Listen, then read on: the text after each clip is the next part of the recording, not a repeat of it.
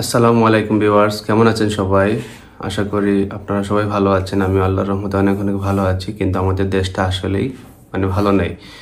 কারণ আসলে আমরা একটা সংকটময় মুহূর্ত পার করতেছি। আপনারা জানেন যে বাংলাদেশে অতিবৃষ্টি এবং লঘুচাপ এবং ডুম্বুরের যে জলকপাট খুলে দেওয়া হয়েছে ভারতের পক্ষ থেকে, এটা আসলে বন্যার সৃষ্টির অন্যতম কারণ। যদিও ভারতের পররাষ্ট্র মন্ত্রণালয় থেকে বিবৃতি দেওয়া হয়েছে এই ডুম্বুরের জলকপাট খোলার জন্য নাকি বন্যার সৃষ্টি হয়নি। যাই হোক, ওনারা যাই বলেন না কেন, ওনাদের একটা বিরূপ মনোভাব আমাদের বাংলাদেশের উপর প্রায় সবসময় থাকে। যে আমাদের বাংলাদেশ যারা ভাষাভাষী আছে ওনাদের আসলে প্রতিবাদ করা উচিত, এবং বাংলাদেশে যারা উপদেষ্টা পরিষদের দায়িত্ব আছেন পরিবেশ ও বন মন্ত্রণালয়ের পক্ষ থেকে আসলে এই বিষয়ে প্রতিবাদ করা উচিত। ওনাদের যেটা বিরূপ প্রতিক্রিয়া, এই বিষয়ে দৃঢ় একটা পদক্ষেপ নেওয়া উচিত। আসলে বাংলাদেশের বিভিন্ন জেলার অবস্থা খুবই খারাপ। আমরা যদি বান্দরবন দেখি, আমরা চট্টগ্রাম নগরী দেখি, চট্টগ্রাম নগরী আমি জানতে পেরেছি ইতিমধ্যেই পানির নিচে চলে গেছে। আমাদের সিলেটের মৌলভীবাজার, কমলগঞ্জের প্রায় 9টি ইউনিয়নই পানির নিচে তলিয়ে গেছে। অবস্থাটা খুবই খারাপ। আমরা বান্দরবন, খাগড়াছড়ি বা নোয়াখালীর দিকেও যদি থাকাই, ফেনীর অবস্থাটা মনে হয় খুবই খারাপ। ফেনীর ঠিক পরের অবস্থাটাই মৌলভীবাজার, আর অন্যান্য এলাকার অবস্থা খারাপ আমি জানতে পেরেছি। মনু নদীর পানি এখন বিপদসীমার উপর দিয়ে প্রবাহিত হচ্ছে। আসলে অনেক জায়গা আছে যে এই এক বছরের মধ্যে 2024 সালের মধ্যেই অনেকে 3বার 4বারও বন্যার সম্মুখীন হয়েছে। এই যে আকস্মিক দল এবং অতিবৃষ্টি আমাদের আসলে এই বন্যার কারণ, এবং ডুম্বুরের যে জলকপাট ভারত থেকে খুলে দেওয়া হয়েছে সেটা অন্যতম একটা কারণ। নাহলে বাংলাদেশের মানুষ এই আকস্মিক বন্যার সম্মুখীন হতো না। তো আল্লাহ সুবহানাহু ওয়া তাআলা আমাদের এই অবস্থা থেকে পরিত্রাণ দান করেন, আমি এই কামনা করি। আল্লাহর হুকুম ছাড়া আসলে কোনো কিছুই হয় না, আর আল্লাহ আমাদের এই কঠিন অবস্থা, খারাপ অবস্থা থেকে পরিত্রাণ দান করবেন। আমরা এই জন্য আল্লাহর কাছে বেশি বেশি চাই।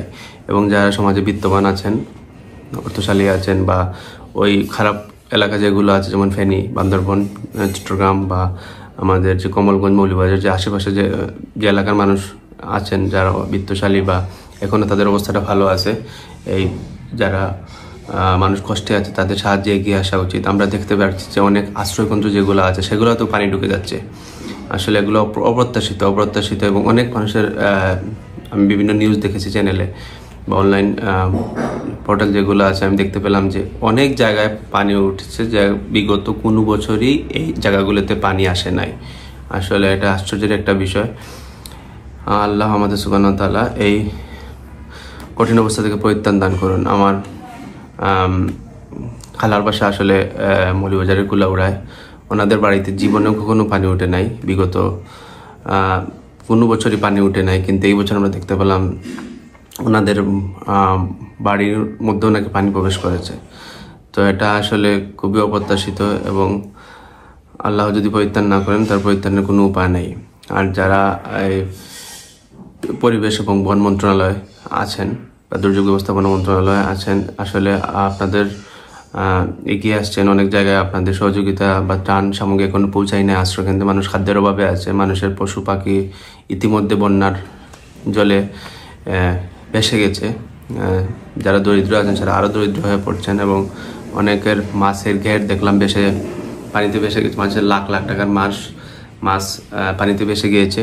এর জন্য আসলে মানুষ অর্থ সংকটের মধ্যে অনেকেই পড়ে গেছেন, এবং মানুষের অবস্থা খুবই খারাপ, যেগুলো বলার মতো না। আপনারা সবাই আমার মতো দেখতে পাইতেছেন, এবং আসলে আমাদের যারা এই এলাকাগুলোদের মধ্যে নাই বা অনেক দূরে আছে, আমাদের আসলে দোয়া করা ছাড়া আর কোনো উপায় নাই। আমরা আল্লাহর কাছে বেশি বেশি চাই এই অবস্থা থেকে পরিত্রাণের জন্য। একটি উদ্যোগে হোক বা যৌথ উদ্যোগে হোক, যারা পারেন বা ওই এলাকার আশেপাশে আছেন, আপনাদের এগিয়ে আসা উচিত। ঠিক আছে প্রিয় দর্শক, ভালো থাকবেন। অন্য কোনো সময় অন্য কোনো টপিক নিয়ে আপনাদের সাথে কথা হবে।